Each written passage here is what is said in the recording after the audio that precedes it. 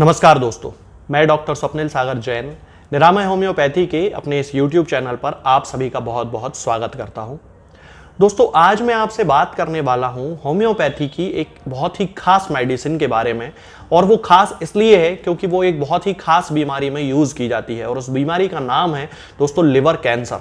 Homeopathy में ये medicine liver cancer के लिए यूज़ की जाती है। इसके साथ साथ ही हेपेटिक ओरिजिन के जितने भी केसेस होते हैं या फिर वो केसेस जिनमें कि लीवर और गॉल ब्लैडर इन्वॉल्व होते हैं, उन केसेस में इस मेडिसिन का बहुत ही ज़्यादा सक्सेस के साथ यूज़ किया जाता है। और सिम्टम्स से मैच करके जब ये मेडिसिन किसी पेशेंट को दी जाती है तो उसको 100% रिजल्ट इस मेडिसिन के मिल जाते हैं। इस मेडिसिन का नाम है दोस्तों कोलेस्टेरिनम। ये मेरे पास कोलेस्टेरिनम 3x में है, आप देख सकते हैं। सामान्यतः होम्योपैथी में 3x पोटेंसी का ही यूज किया जाता है। तो आज मैं इसी मेडिसिन के बारे में आपसे बात करने वाला हूं कि हम होम्योपैथी में किस तरह से इस मेडिसिन को प्रिस्क्राइब कर सकते हैं और किस तरह से जो पेशेंट के सिम्टम होते हैं वो हमें मिलते हैं। तो चलिए दोस्तों शुरू करते हैं।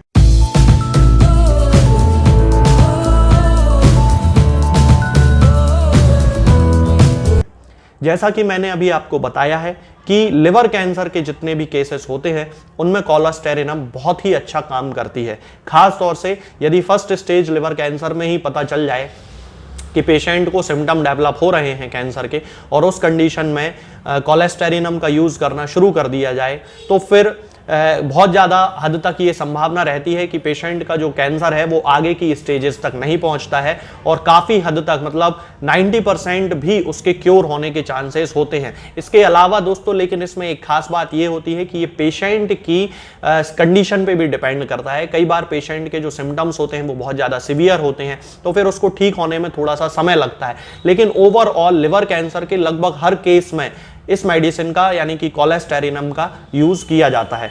इसके अलावा गॉल ब्लैडर स्टोन के केसेस में भी इसका बहुत ही अच्छा एक रोल है दोस्तों। और जिन लोगों को गॉल स्टोन की शिकायत है यानी कि पित्त की पथरी जिसे कहा जाता है या पित्ताशय की थैली की पथरी जिसे कहा जाता है, उस कंडीशन में यदि इस मेडिसिन का यूज किया जाता है तो ये लगभग एक स्पेसिफिक मेडिसिन है पित्ताशय की पथरी के लिए या गॉल ब्लैडर स्टोन के लिए। और ऐसा इसलिए है क्योंकि ये जो मेडिसिन होती है ये पित्त की पथरी बनने के जो पीछे रीजन है यानी कि कोलेस्ट्रॉल है, कोलेस्ट्रॉल से पित्ताशय की पथरी का फॉर्मेशन होता है। तो ये उस कोलेस्ट्रॉल को ही खत्म करना चालू कर देती है यानी कि उसको घोलना शुरू कर देती है।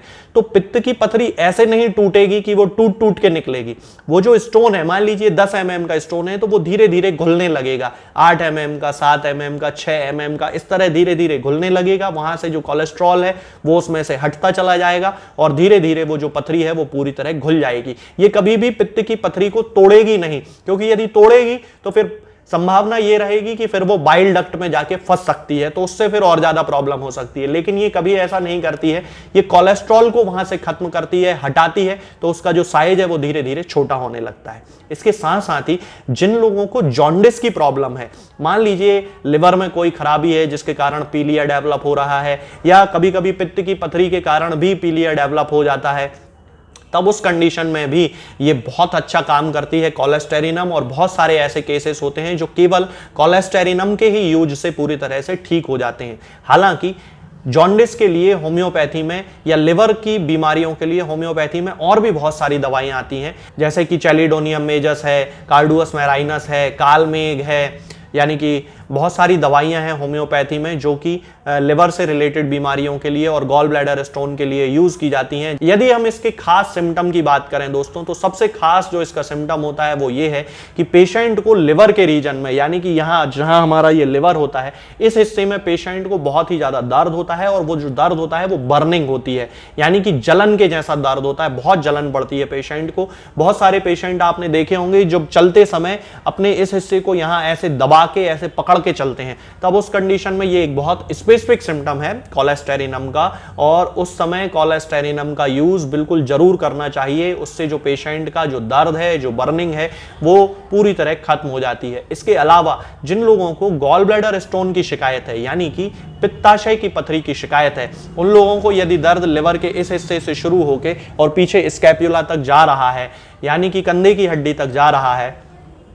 तब उस कंडीशन में बहुत ज़्यादा सक्सेस के साथ इसका यूज़ किया जाता है उस दर्द को खत्म करने के लिए। जनरल मेडिसिन के रूप में तो कोलेस्टेरिनम का यूज़ बिल्कुल शुरू किया ही जा सकता है, लिवर कैंसर के केसेस में भी, गॉल ब्लैडर स्टोन के केसेस में भी। इसके अलावा दोस्तों जिन लोगों को फैटी लिवर की प्रॉब्लम है, यानी कि किसी भी कारण से, चाहे वो एल्कोहलिक फैटी लिवर हो या फिर नॉन एल्कोहलिक फैटी लिवर हो, दोनों ही कंडीशंस में इस मेडिसिन का यूज़ किया जाता है, क्योंकि ये लिवर के फंक्शन को ठीक करने में बहुत ही ज़्यादा हेल्प करती है।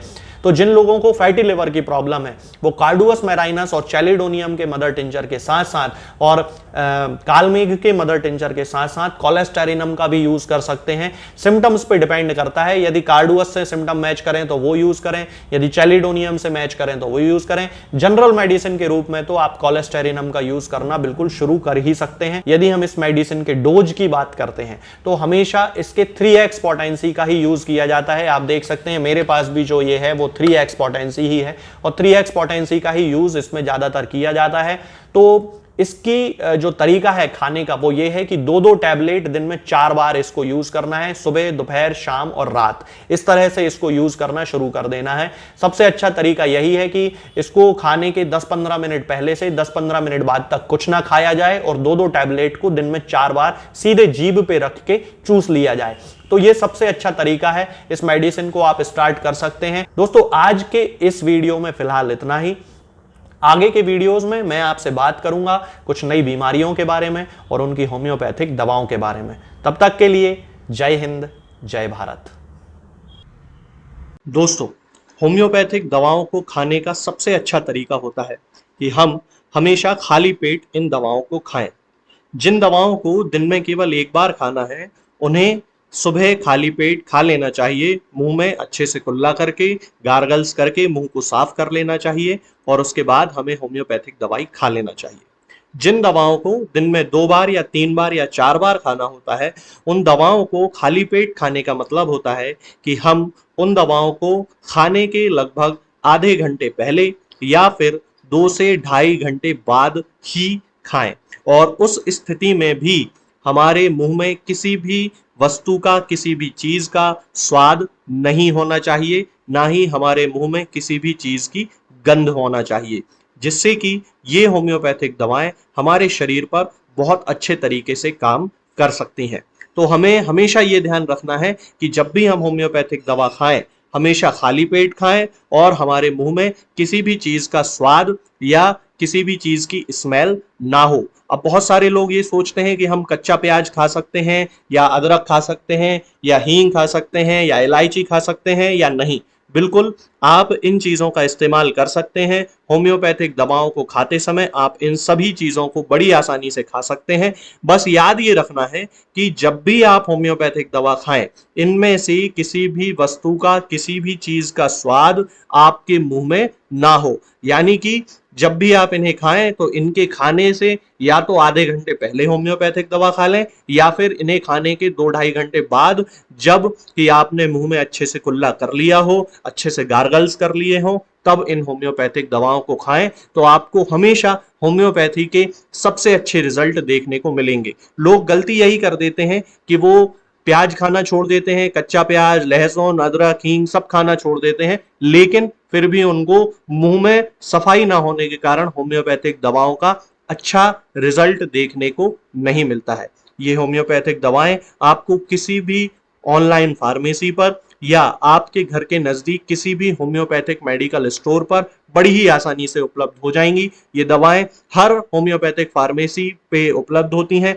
हर ऑनलाइन फार्मेसी पर उपलब्ध होती हैं, इसलिए आप वहां से इन दवाओं को प्राप्त कर सकते हैं। निरामय होम्योपैथी क्लिनिक से ना ही किसी मरीज को कोई दवा बेची जाती है और ना ही कोई दवा भेजी जाती है, इसलिए अपने नजदीकी होम्योपैथिक मेडिकल स्टोर या ऑनलाइन फार्मेसी से ही इन दवाओं को प्राप्त करें। याद ये रखना है कि जब भी आप होम्योपैथिक दवा खाएं इनमें से किसी भी वस्तु का, किसी भी चीज का स्वाद आपके मुंह में ना हो। यानी कि जब भी आप इन्हें खाएं तो इनके खाने से या तो आधे घंटे पहले होम्योपैथिक दवा खा लें या फिर इन्हें खाने के 2-ढाई घंटे बाद, जब कि आपने मुंह में अच्छे से कुल्ला कर लिया हो, अच्छे से गार्गल्स कर लिए हो, तब इन होम्योपैथिक दवाओं को खाएं तो आपको हमेशा होम्योपैथी के सबसे अच्छे रिजल्ट देखने को मिलेंगे। लोग गलती यही कर देते हैं कि वो प्याज खाना छोड़ देते हैं, कच्चा प्याज, लहसुन, अदरक, हींग सब खाना छोड़ देते हैं, लेकिन फिर भी उनको मुंह में सफाई ना होने के कारण होम्योपैथिक दवाओं का अच्छा रिजल्ट देखने को नहीं मिलता है। ये